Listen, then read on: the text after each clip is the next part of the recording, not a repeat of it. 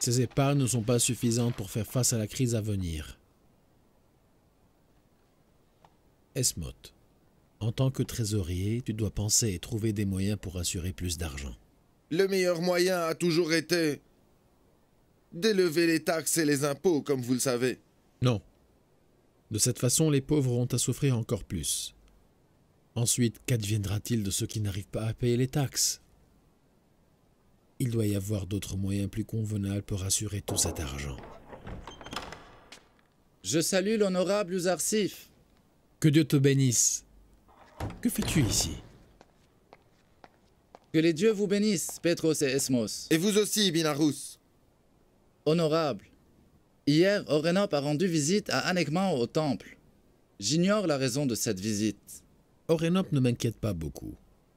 Certes, il œuvre pour accéder au pouvoir, mais il ne trahira jamais le pharaon. Je ne pense pas qu'il va se laisser convaincre facilement. Anekmao a rendu visite aujourd'hui à la dame Ti pour lui demander de prendre des mesures contre vous. Les as-tu vus ensemble toi-même?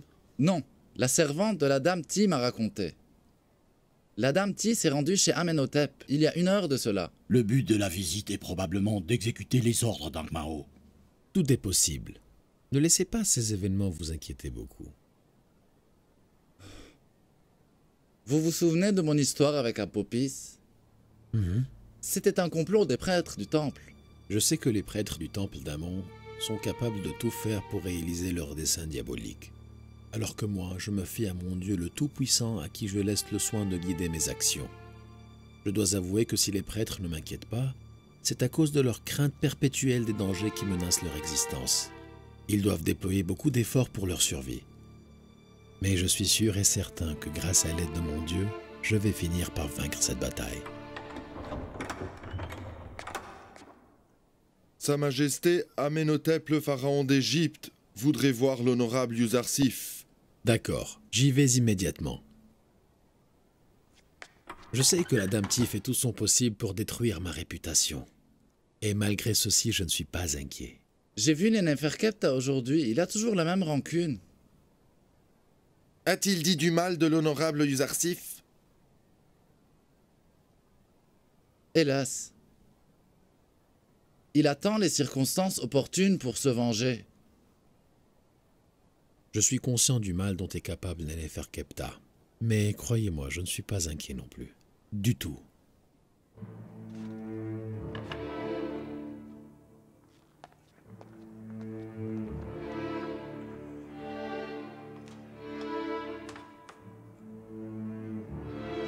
L'honorable Uzarsif demande la permission d'entrer.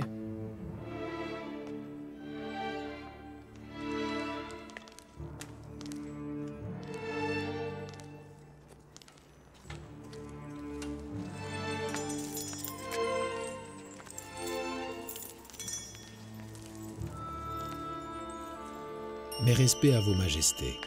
Bienvenue à Uzarsif le sage. Sois le bienvenu, Uzarsif. Je vois que tes responsabilités te tiennent loin de nous. Il y a beaucoup de tâches à accomplir. Votre majesté voulait me voir. Je suis à votre service. Je veux être au courant des mesures que vous avez prises au cours de ces derniers jours. Aucune nouvelle mesure n'a encore été prise, votre majesté. Avant d'avoir toutes les informations nécessaires, il serait inutile de commencer. Nous devons d'abord savoir le nombre exact de la population, le nombre d'hommes, de femmes et d'enfants, et ceci dans les détails, et savoir comment ils se répartissent dans le pays. Combien d'entre eux habitent dans les villages et combien cultivent leurs terres. Nous devons aussi savoir combien de terres agricoles nous avons à notre disposition, et où elles se trouvent. On pourra alors entreprendre les démarches sérieuses. Les terres agricoles se trouvent aux alentours du fleuve du Nil. Il ne sera donc pas difficile de les recenser. Je pense que nous devons aussi utiliser tout terrain possible d'être cultivé. Pendant ces 7 années d'abondance, non seulement le fleuve du Nil va inonder les terres, mais il y aura aussi de fortes pluies sur toute l'Égypte, et ce sera une grâce de Dieu. Ton Dieu unique est vraiment capable de tout, Uzarsif. S'étend de fortes pluies sur toute l'Égypte. Ceci veut dire que toutes les terres en Égypte pourront être cultivées? D'abord, nous devons demander aux agriculteurs de semer leurs terres autant qu'ils le peuvent. Le gouvernement achètera ensuite à un prix raisonnable tout le blé dont ils n'ont plus besoin. Comment pourrons-nous nous permettre d'acheter toute cette quantité de blé? En dispensant les agriculteurs des impôts. Ensuite, nous pouvons leur donner leurs terres en échange du blé. Ce qui veut dire que tant ils donneront du blé au gouvernement, ils pourront alors s'approprier les terres qu'ils cultivent. À travers l'histoire, ces terres ont été la propriété des pharaons et une garantie de leur souveraineté et leur autorité. Alors comment peut-on les donner au peuple? Perdre ces terres nous affaiblira et nous exposera au danger. Mais en contrepartie, vous allez posséder toutes les propriétés et les trésors du temple d'Amon. Pendant 3000 ans, personne n'a été en mesure de retirer des prêtres tous les trésors d'Amon. Comment comptes-tu y arriver toi-même? Soyez sûrs que nous n'allons pas avoir recours à la force. Les prêtres vont tout nous donner de leur plein gré.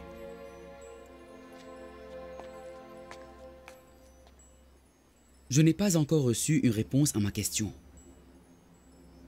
Notre souveraineté s'affaiblira en nous dépossédant de nos terres. C'est facile. Le blé ne va pas être donné gratuitement, ni aux riches et ni aux prêtres. Ils devront nous donner en échange des pièces en or ou les terres et les biens qu'ils possèdent. De cette façon, nous pourrons récupérer par la suite tout ce que nous avons offert aux pauvres et aux agriculteurs. Que faire si les riches et les prêtres cultivent leur propre blé et ne sont plus obligés de l'acheter de nous? Excepté le gouvernement égyptien, je vous assure que personne sera en mesure d'entreposer le blé. N'y a-t-il pas un autre moyen d'assurer l'argent nécessaire, Yuzarsif? Si, bien sûr. Si vous me le permettez, je voudrais m'adresser aux Égyptiens à la première occasion. Pensez-vous que les gens vont coopérer avec vous si vous le leur demandez? J'espère qu'ils vont accepter de nous aider. À propos, j'ai entendu dire que le corps du grand interprète du temple a été retiré du Nil. Voulez-vous dire qu'il s'est noyé? Non, je suis sûr qu'il a été tué avec préméditation. Pensez-vous que les prêtres l'ont tué? Votre Majesté, je pense que les prêtres du temple ont voulu le punir parce qu'il avait approuvé l'interprétation de vos visions faites par Yuzarsif. Non. Je crois connaître l'assassin. Anekmao ne laisse pas les prêtres s'introduire dans des crimes pareils. Leur tyrannie et leur brutalité ont dépassé toutes les limites. Nous ne pouvons pas plus nous taire.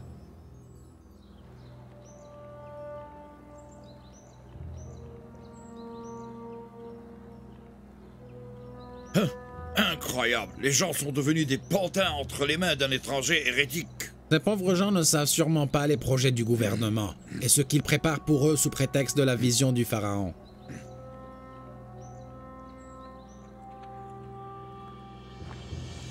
Vive Yuzarsif! Vive Yuzarsif le grand! Vive le gouverneur d'Égypte! Vive le gouverneur d'Égypte! Vive le gouverneur d'Égypte! Vive Yuzarsif le grand!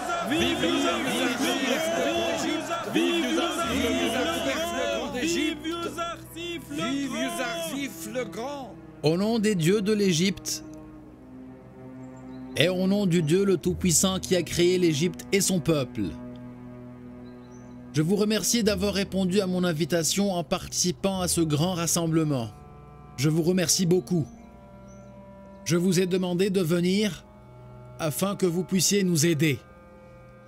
Parce que nous devons penser à une solution pour les 7 années de famine à venir. Ce qui est sûr, c'est que sans votre coopération, nous ne pourrons pas faire face à la famine, la chaleur et la sécheresse. J'ai décidé de vous mettre au courant de tous les faits afin que vous puissiez prendre les bonnes décisions.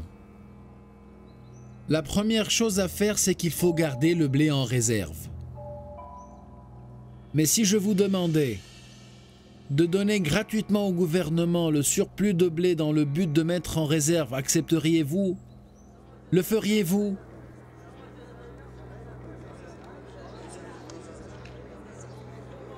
Il est évident que nous ne le ferons pas. Pourquoi donner au gouvernement ce que nous avons cultivé nous-mêmes? Je ne donnerai pas une poignée de blé à qui que ce soit.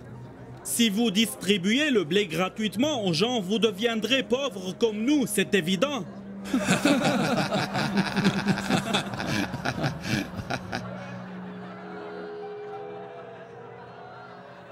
Il est clair que le gouvernement doit vous payer le blé, mais hélas, il ne possède pas cet argent. Mais cependant, il vous paiera en vous donnant des terres. Pour ceci, nous vous accordons des terres en échange du blé dont on a besoin. Pourtant, avec quel argent nous allons construire des hangars pour stocker le blé? Comment peut-on rémunérer les travailleurs et les employés? Comment allons-nous procurer l'argent nécessaire afin de pouvoir acheter le blé auprès des agriculteurs qui possèdent leurs propres terres? Oui, c'est vrai. Il a raison, c'est vrai. Avec quel argent? Quel argent? Il a raison. Il a raison. Ils doivent nous payer. Mais qu'est-ce qu'on va faire? Qu'est-ce qu'on va faire? Toi là-bas, parle. Pourquoi le gouvernement n'a-t-il pas économisé pour payer le blé? Parce que le gouvernement n'a jamais songé qu'il allait devoir faire face à la famine un de ces jours, et qu'il aurait besoin de beaucoup d'argent pour sauver le peuple de cette catastrophe. Certes, sans votre coopération et votre bonne volonté, le gouvernement est impuissant et ne peut rien faire.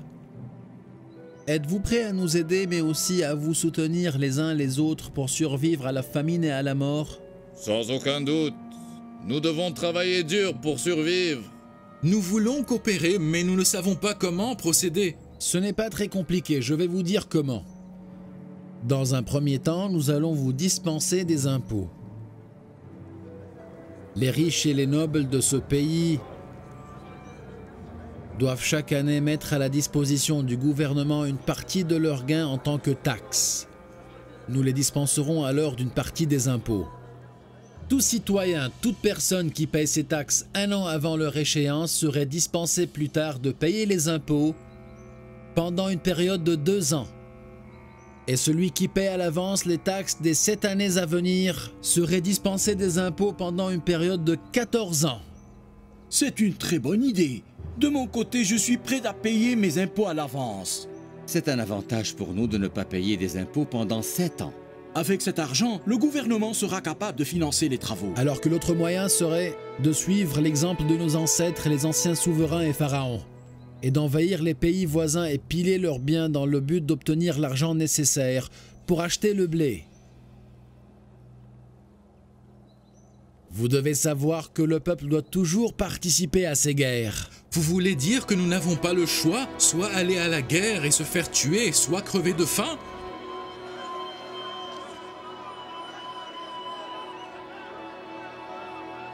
Calmez-vous un peu, calmez-vous un peu. Je ne suis pas d'accord avec la guerre non plus. Si vous voulez écarter cette possibilité, trouvez alors un autre moyen pour obtenir de l'argent afin d'acheter ce blé. Chaque personne devra consacrer uniquement le 5e de son revenu dans ce but, et cet argent sera utilisé pour acheter du blé. Nous acceptons de payer le 5e de nos revenus. Tant qu'il n'y a pas de guerre, nous sommes prêts. Nous sommes fatigués de toutes ces guerres qui ne font que tuer le peuple afin que les gouvernements puissent remplir leurs caisses. C'est injuste. Vive Yuzarsif le Grand! Vive Yuzarsif le Grand d'Égypte! Vive Yuzarsif le Grand! Vive le gouverneur d'Égypte! Vive Yuzarsif le Grand! Vive le gouverneur d'Égypte! Yuzarsif ne sait pas qu'en demandant au gouverneur d'offrir les terres aux agriculteurs, il est en train de mener le temple à une victoire finale et historique. Mais ce que nous ne devons pas oublier ou négliger, c'est de stocker le blé. Et faites tout votre possible pour rassembler tout le blé que vous pouvez avoir pour augmenter nos réserves. Et bientôt, vous verrez tous que le destin de l'Égypte sera entre les mains de ceux qui a la plus grande quantité de blé. Alors, Vénérable, vous croyez que l'interprétation de Yuzarsif à propos de la famine et du blé est bien vraie? Oui. D'abord, je n'arrive pas à trouver une meilleure interprétation de ce rêve étrange que celle de Yuzarsif, et je dois avouer ceci. Et puis, l'homme qui possède une certaine sagesse doit toujours prendre des précautions. Nous pouvons demander à nos hommes de commencer à acheter du blé à partir de demain si vous voulez. À condition que ça passe avec discrétion. La seule façon de préserver l'autorité et l'indépendance que le Temple a toujours eue et prouver à Yuzarsif que nous sommes très puissants, c'est de remplir tous nos dépôts avec la plus grande quantité de blé. Si le Temple se trouve dans le besoin pendant cette famine, il s'effondrera et sera sans aucun doute une proie facile pour Yuzarsif.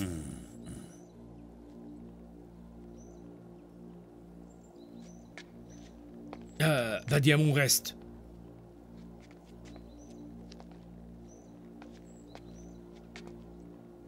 J'ai besoin d'un homme fort, à qui je voudrais confier une affaire dangereuse. Trouve-le-moi. Trouve-le-moi le plus tôt possible. À vos ordres.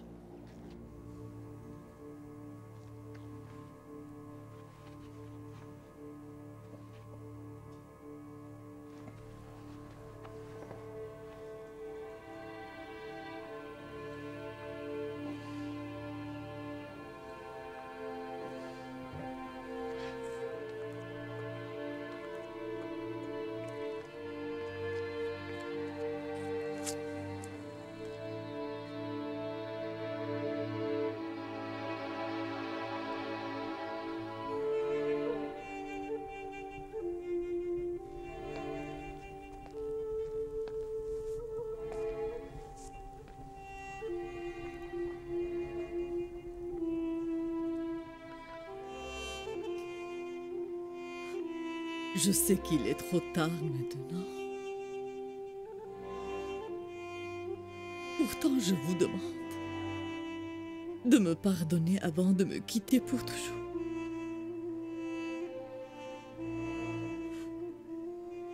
Je sais que je n'ai pas été pour toi une bonne épouse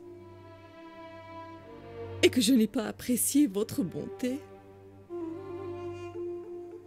Malgré tout, vous avez été généreux. Et maintenant, je vous demande pardon en ce dernier moment. Toi et moi avons maltraité Yuzarsif. J'aurais tellement souhaité sa présence en ce moment, pour que nous puissions lui demander de nous pardonner.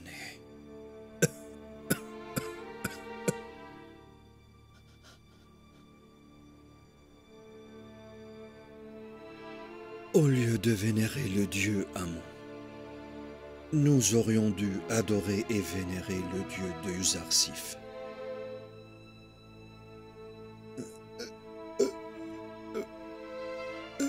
Si un jour tu te vois Yuzarsif,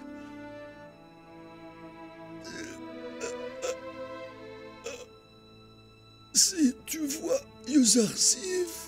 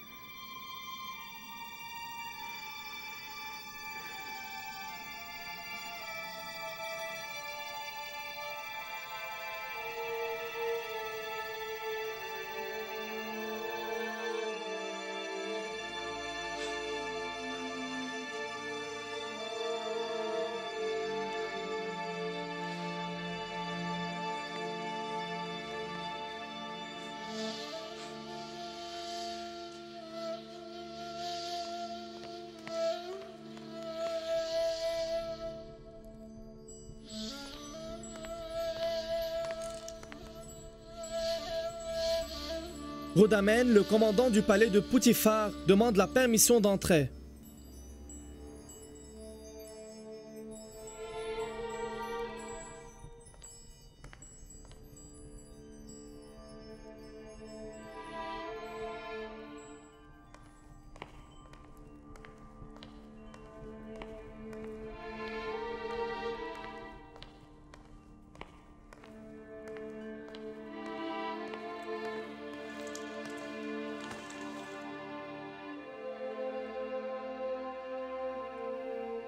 Vive notre Seigneur et souverain Amenhotep. Le commandant en chef de l'armée et le trésorier, l'honorable Poutifar, vient de mourir aujourd'hui et commence son voyage vers l'ouest.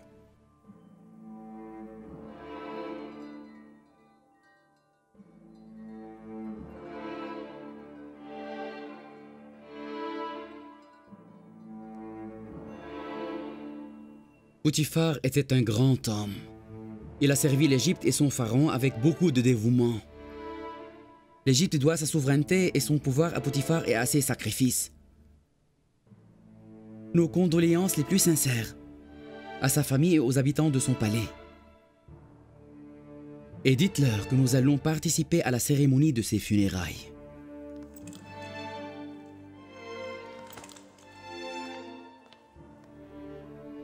Tu sais que selon nos coutumes et nos traditions, tu dois nommer le successeur de Poutifar lors de ses funérailles.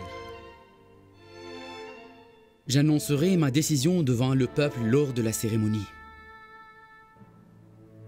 Le commandant Orénop est le mieux placé pour lui succéder. J'ai déjà pensé au poste qui lui convient, ma mère. Tout poste moindre que celui-ci serait au-dessous de sa valeur. Préparez mon palanquin immédiatement. Nous allons assister aux funérailles.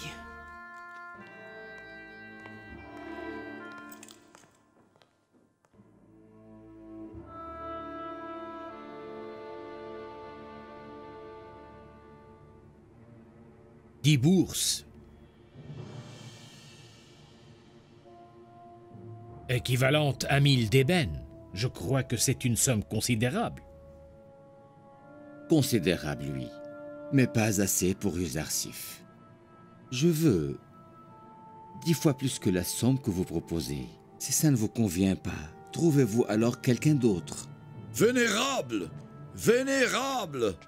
J'apporte enfin de bonnes nouvelles au grand prêtre Ankh-Mao. Poutifar est décédé. Il y a 1 heure. Ces funérailles auront lieu aujourd'hui même, dans 1 heure. Voilà qui change tout. De toute façon, j'étais contre ce crime. Une meilleure opportunité se présente. Gardons le meurtre comme dernière solution. Au cours des funérailles d'aujourd'hui,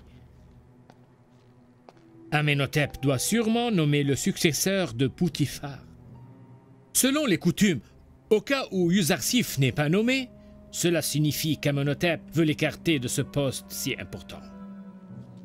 Mais au cas où il choisit Yuzarsif pour être le successeur de Poutifar, nous avons alors le temps et la possibilité de faire ce qui doit être fait. Yuzarsif doit disparaître pour toujours. Tant qu'on n'est pas obligé à le faire, on va le laisser en vie.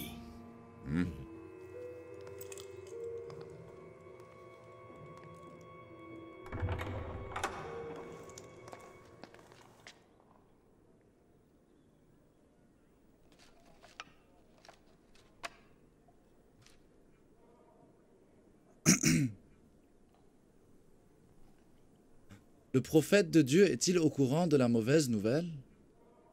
Le seigneur Poutifar est décédé aujourd'hui et va être transporté vers l'ouest.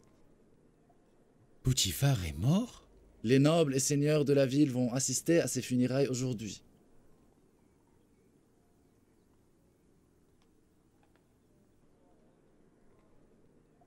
Que Dieu accorde la paix à son âme et lui pardonne toutes ses erreurs. Il était un homme bon. Je sais que je lui dois beaucoup.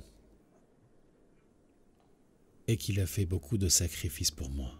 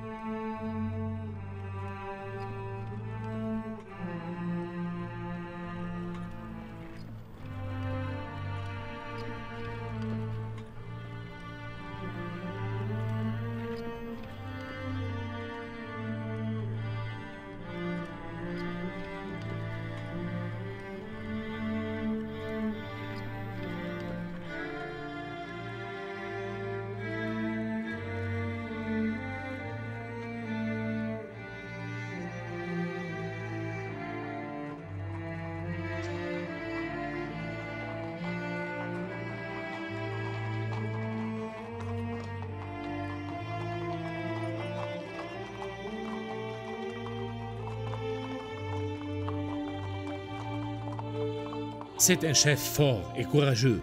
Nous sommes fiers de lui. Il était le bras droit de Poutifar dans toutes ses guerres.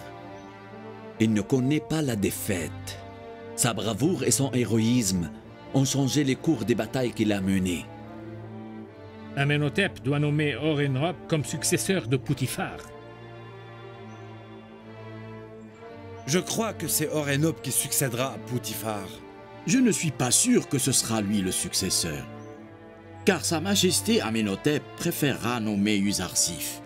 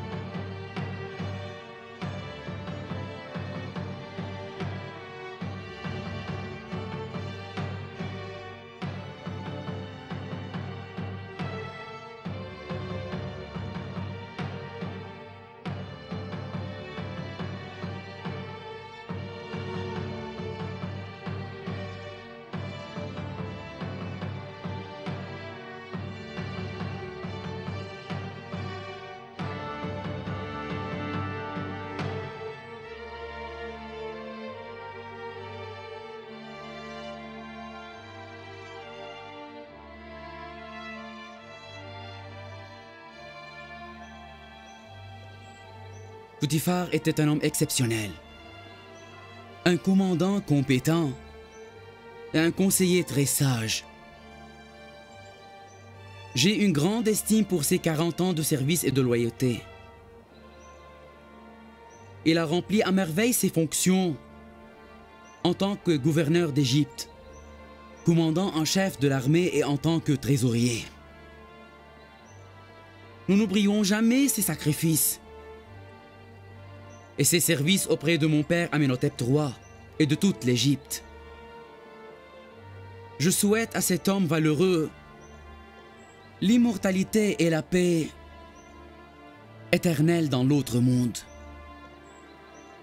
Je suis désolé de n'avoir pas pu profiter des services de cet homme grand et exceptionnel au cours de ces dernières années.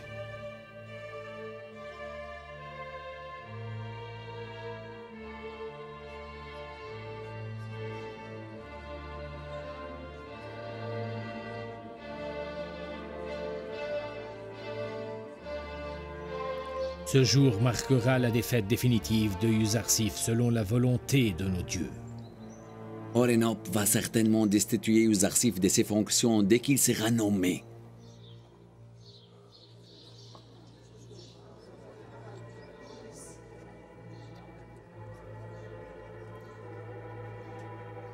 Conformément à la tradition égyptienne, je dois nommer un successeur à Poutifar. Aujourd'hui même et au cours de ses funérailles, après avoir bien réfléchi, j'ai trouvé que l'homme le plus convenable serait Uzarsif, l'ancien compagnon de Poutifar et l'homme aimé et respecté des Égyptiens. Je nomme donc, en cette occasion, Uzarsif le successeur de Poutifar, et je lui accorde le titre de gouverneur d'Égypte. D'autre part, puisque Orénop nous a fait preuve de son dévouement et de sa compétence, il sera nommé le commandant en chef de l'armée. J'espère qu'ils seront tous deux à la hauteur des honneurs qui leur ont été accordés et qu'ils seront capables de sauvegarder la souveraineté de l'Égypte, terre de nos ancêtres.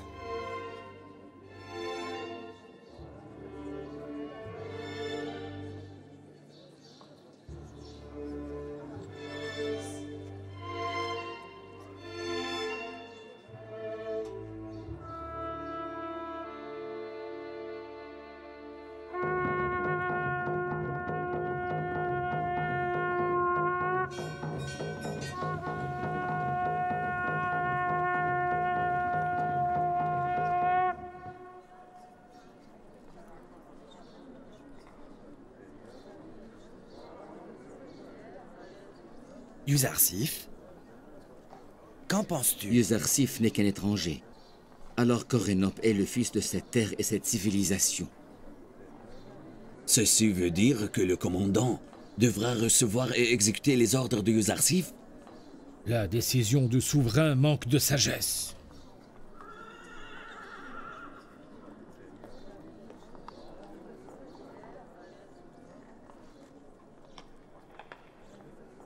Ceux-là sont venus aujourd'hui pour leur intérêt personnel et non pas pour assister aux funérailles de Poutifar. Pouvons-nous partir à présent? Laissons ces sangsues se dévorer entre elles. Allons-y.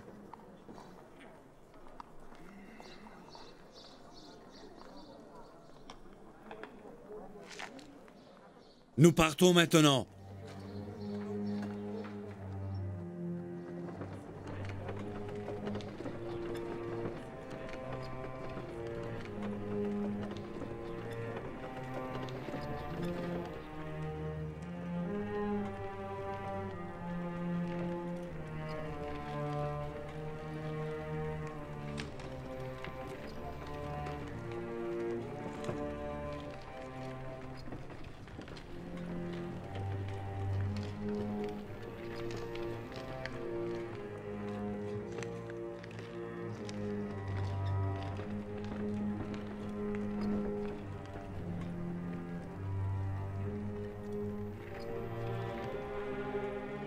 Il ne reste devant nous qu'une seule solution. Va avertir Neneferkrepta.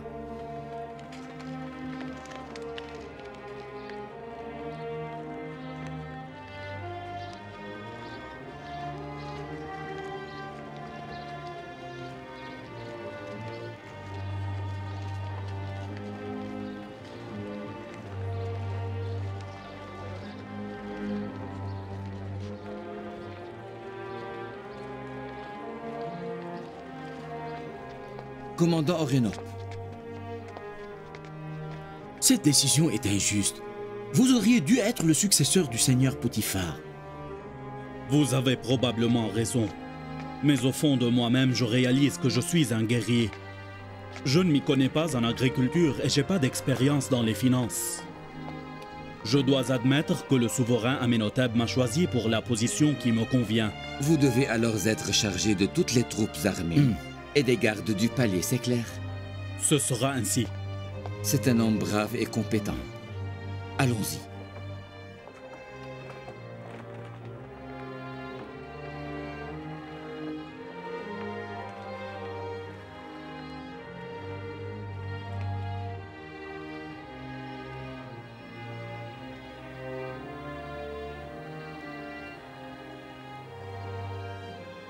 Poutifar était vraiment un grand homme. Que Dieu donne la paix à son âme. Mais vous avez souffert à cause de lui. Et vous avez passé de longues années en prison.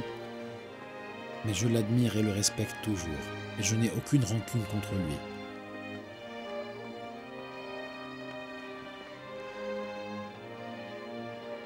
J'aurais souhaité avoir pu l'introduire dans la religion de mon ancêtre le prophète Abraham.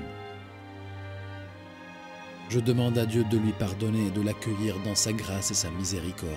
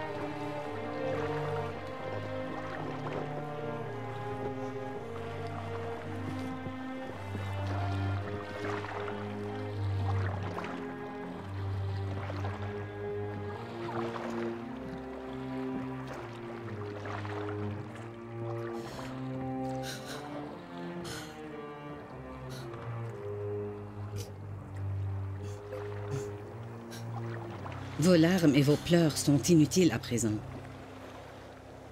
Vous n'avez pas pensé à Potiphar quand vous auriez dû le faire. Vous ne l'avez pas aimé quand il avait besoin de votre amour. Aucun être humain n'échappe à la mort. Mais si sa disparition m'attriste maintenant, c'est que je suis devenue consciente de la souffrance que je lui ai causée. Je sais que je l'ai fait beaucoup souffrir quand je me suis laissée aller à mes passions et désirs. Je considère Yuzarsif responsable de tout ce tort. Combien de fois je vous ai mise en garde en vous disant qu'il allait un jour détruire votre famille et votre bonheur. Mais vous n'avez rien voulu entendre.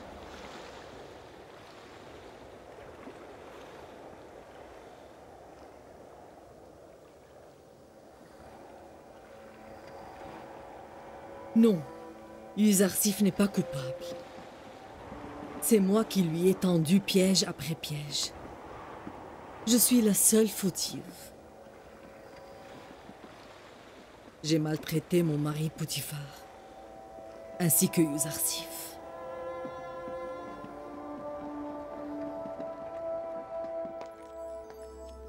Yuzarsif n'est qu'un étranger. Il n'a pas le droit de gérer le destin de notre pays. Mais il a grandi et vécu en Égypte depuis l'enfance. Il se soucie plus que nous des richesses de l'Égypte. Il est plus capable de nous de gérer nos affaires.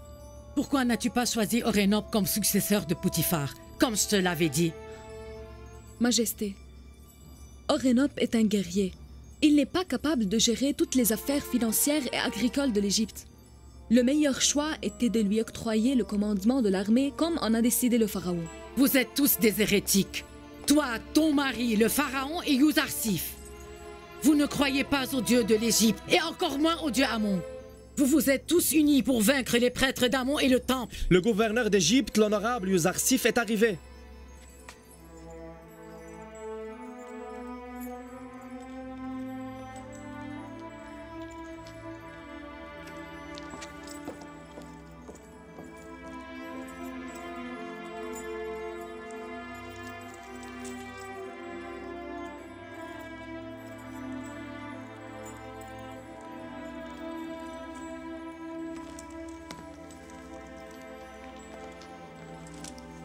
Vive le puissant et le tolérant pharaon d'Égypte.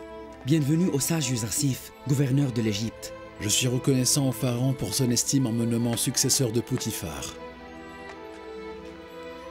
Si Dieu lui-même t'a élu parmi tous et t'a donné la mission de guider le peuple, comment pourrais-je alors choisir quelqu'un d'autre pour gérer les affaires de notre pays? Tu mérites beaucoup plus d'honneur. Tu es mon conseiller personnel et digne de toute ma confiance. Avec ta sagesse, ton intelligence et ta clairvoyance, tu es le seul capable de faire face à la crise qui guette l'Égypte et personne d'autre ne peut accomplir ce travail. Je remercie le pharaon pour sa grande générosité et j'espère pouvoir toujours être à la hauteur de toutes vos espérances.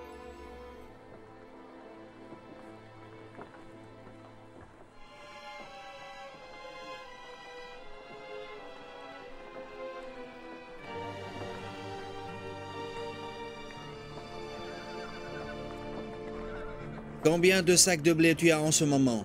À peu près 100 sacs. Peux-tu nous fournir un plus grand nombre? Autant que vous voulez. Il est facile d'obtenir du blé lorsque vous avez assez d'argent. Et le prix? Il n'est plus le même. Il s'est élevé les derniers jours. Il y a beaucoup de riches qui sont en train de s'apprévisionner maintenant, exactement comme vous. Le sac est à 50 d'ébène. Nous ne payerons pas plus que 5 d'ébène pour le sac. Rassemble la plus grande quantité de sacs et envoie-le aux entrepôts du temple. Et tu pourras alors recevoir ton argent. Voici une partie de la somme. Le reste sera à la livraison. D'accord. D'accord.